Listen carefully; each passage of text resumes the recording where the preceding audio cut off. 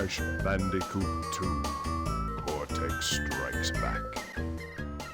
Hey there guys, and welcome to Let's Play, as the announcer guy just said, Crash Bandicoot 2 Cortex Strikes Back.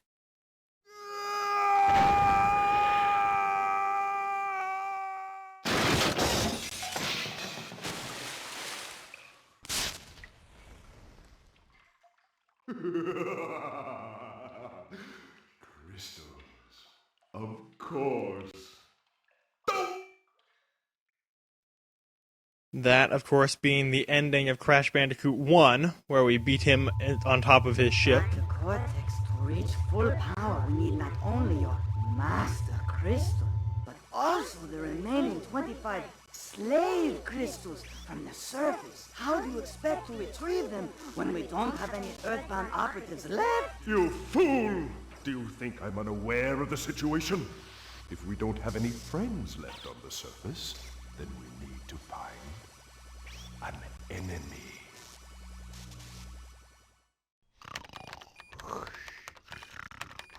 Crash? Crash? Crash! My battery is fried. Make yourself useful, big brother, and bring an extra battery for me. Okay, well, if we have to, we have to. This here is Coco, our little sister. New character introduced in this game. She's actually replacing Tana from the last game. So fun fact, this level is just an introductory level. If you skip the intro, which you are allowed to do, you'll never actually get to play this level. So let's enjoy it while we have it, because that first pit we were able to fall in and we wouldn't die. That pit right there, however, we would have fallen in and died. So, compared to the first game, there's a lot of new improvements in this game. So we have the standard, you can bounce on these. However, if you press circle, the spin button, not the spin button, the slide button actually, if you press it in midair, you will do this faceplant into the ground, essentially. And that is the entirety of the opening thing there. We'll have to get back to the explanation here after this cutscene. Well. If it isn't Crash Bandicoot, welcome. I apologize for the crude means used to bring you here, but I rather expect a written invitation would have been turned down. I need your help. Surrounding you are a series of 5 doors. Through each door lies a well-hidden crystal. The crystals look like this. Bring me the crystals, Crash. That is all I will say for now. We will speak again. So, as much as I don't really want to help him out, it does not appear that we have much of a choice, because there's really no way back to our sister from here.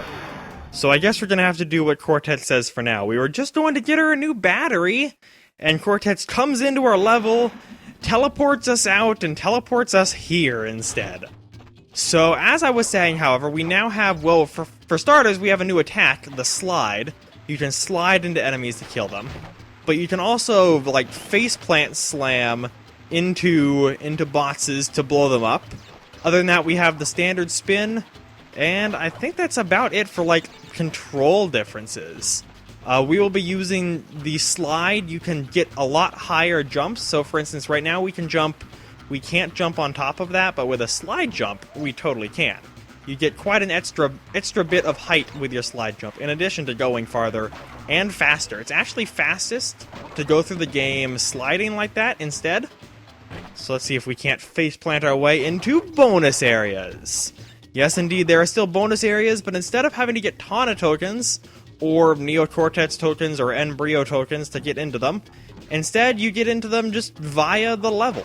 The level itself will have, like, a bonus area. Normally, they're not really hidden or even really super hard to get into. They just exist. A new type of block here is the Nitro Brick, or the Nitro Block. Not something... Oh my god, we almost fell into them and found out what they did the hard way. So, what happens if you touch a Nitro Block, even if you just run into the side of it, it instantly blows up and kills you and or takes away your Woodabaga. Also, that was really dumb of me, doing that. I knew I had to slide jump there to get the extra height, and yet I did not do it for whatever reason. So,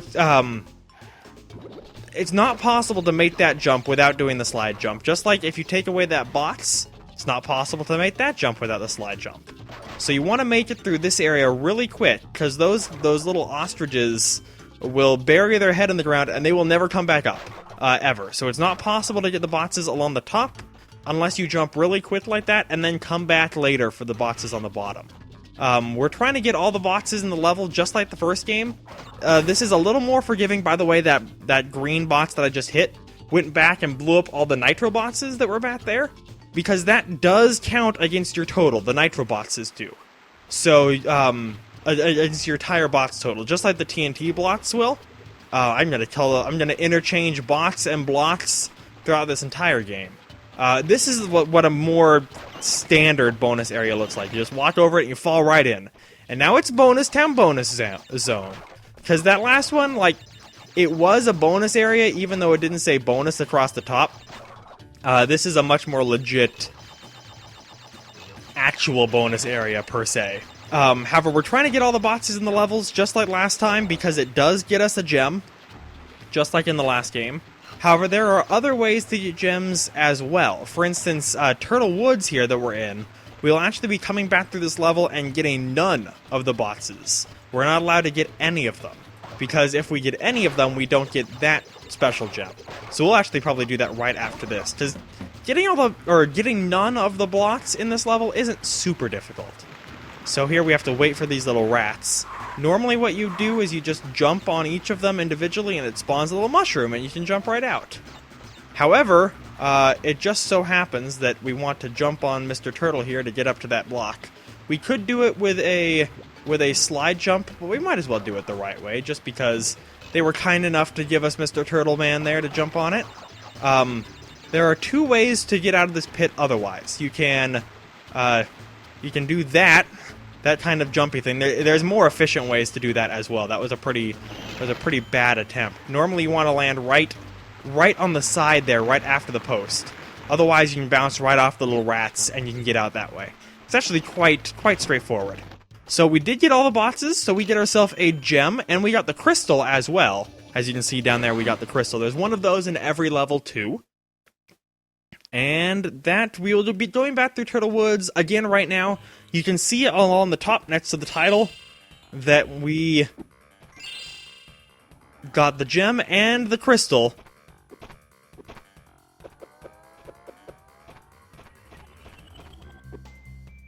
Oh, I love that dance so much.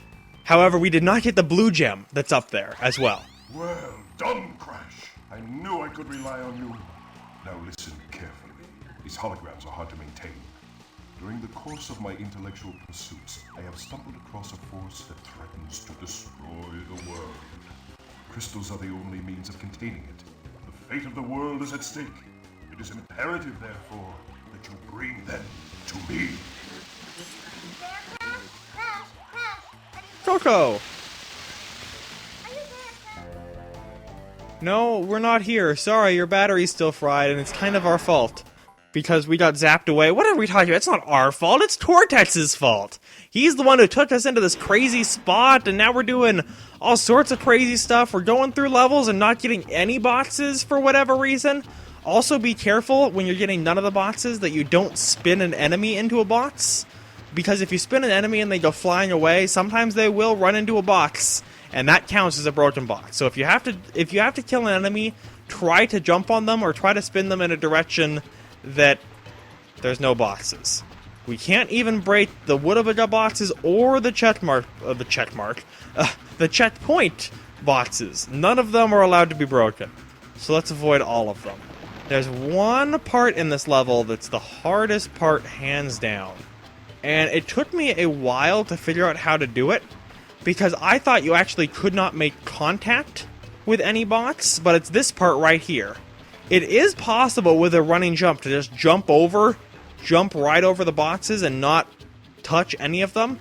However, to get over that, oh my god, don't jump on the Woodabaga, but you can just bounce on that box once, and that doesn't count. Turns out you're just not there. That's how you're supposed to do the thing that I was trying to show you earlier with the skipping the sections.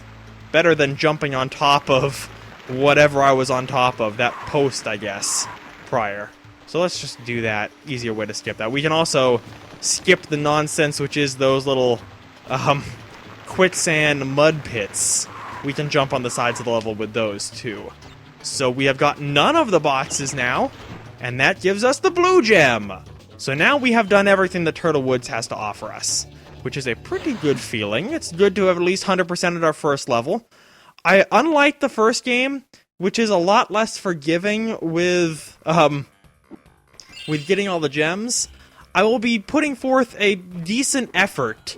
We don't have to watch that animation again. I'll be putting forth a decent effort to 100% this game. It's a lot easier. Oh, you were helping Cortex gather crystals, yet you have acquired a gem. Interesting. Well, Crash, know this. As long as you are allied with Cortex, you are my sworn enemy, and I will do anything in my power to stop you. If the fate of the world is truly your concern, you must gather the gems, not the crystals. If you obtain all 42 gems, I can use them to focus a laser beam that will destroy Cortex and the space station he's created.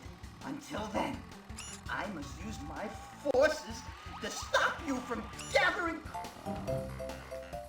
Okay, so it would appear that Embryo and Dr. Cortex have had a bit of a falling out since the first game. Otherwise, Embryo was just kind of enslaved by Cortex in the first game to do his bidding. However, he is attempting to stop us from getting that was a waste of a little bit. We could have had infinite, well, not really infinite, but super awesome mega powers there. However, we messed it up by spinning the TNT instead. Oh man, ice physics. The ice physics in this game, sorry Crash Bandicoot, there's a lot of things that I love about you, but your ice physics are terrible. Oh, no, I just want to jump on top of the TNT. Oh my god, this is so impossible. There we go. Sweet. We did it. Now all we have to do is somehow get back and hit that ball. Oh, okay. There we go. Now, let's just go. Get out of there. Not these seals. We're not clubbing seals. We're just spinning seals. And wait. Didn't I had no Woodabaga? For some reason, I thought I still had a Woodabaga. Oh, there we go. Woodabaga. Perfect. Now we have him back. So sorry, Mr. Penguin. You are cute and all, but I have to get rid of you. So let's see if we can't do this a little better this time. I should be making better use of, the spins. Because that's going to be your easiest way to change your direction on the ice. So as long as... Okay, there we go. And now we can just get out of here. That is the best way I know of, at least, with which to navigate the ice. It's quite hard. Also, we spun that seal and we ended up blowing up one of the nitros. So whenever there's nitro boxes in a level, at some point in the level they'll give you one of those green exclamation mark boxes that we saw in that bonus, because otherwise you can't really break them. They will never force you to take a hit to break the nitro blocks. They're not that mean. The designers can be kind of mean sometimes. Also, that crystal up there, I would like it. However, I don't think we are capable of getting it at the current time. If we are, the manner in which we go about doing that is escaping me at the moment. It is a thing. So here's another bonus. That green question mark will always indicate a bonus. So there we go. Perfect. Oh my god, that's terrifying. Can we... Maybe... There we go. Perfect. That's exactly how I wanted that to happen. I wanted to slide up there. Oh my gosh, we get so much momentum off the ice. It's insane. 10 boxes collected in Mr. Bonus Zone, and now we can't go back in, unfortunately, no matter how hard we try. So let's, I guess, make ourselves a zone and then spin away our extra life because we're dumb. We are dumb, and by we, I mean I. You had nothing to do with my spinning away of that. Also, they will be mean and sometimes hide things off camera like that. So that time they hid the box that blew up all the nitros, yeah, they definitely hid that right off screen. But don't worry, as long as you know it's there, it's not that it's hard to get. So we got ourselves the crystal. We almost jumped in a pit accidentally. Is there an exclamation mark box? It must be up here. That's... Oh, well that was kind of cool. Now we're just standing on top of that thing instead. Seals, you can just go away. Where is this exclamation mark box? Because those were definitely invisible boxes. See, we have 72 of 74 boxes in this level. So we are missing that exclamation mark box. Now let's not, yeah, that's what I was looking for, was that pit. Let's not jump in there. No, you don't appear to be up top here. Or up there. Where are you, little thing? You have to be around, right? I actually legitimately don't know where this is, though, and it's gonna bother me if I can't find... Oh my... I think we were just standing on a pit there for a second. Pretty sure that we were. It's not hiding behind there? No. Oh, there's a pit in the middle of that, too. Sweet, okay. And it's not back here. Where is it?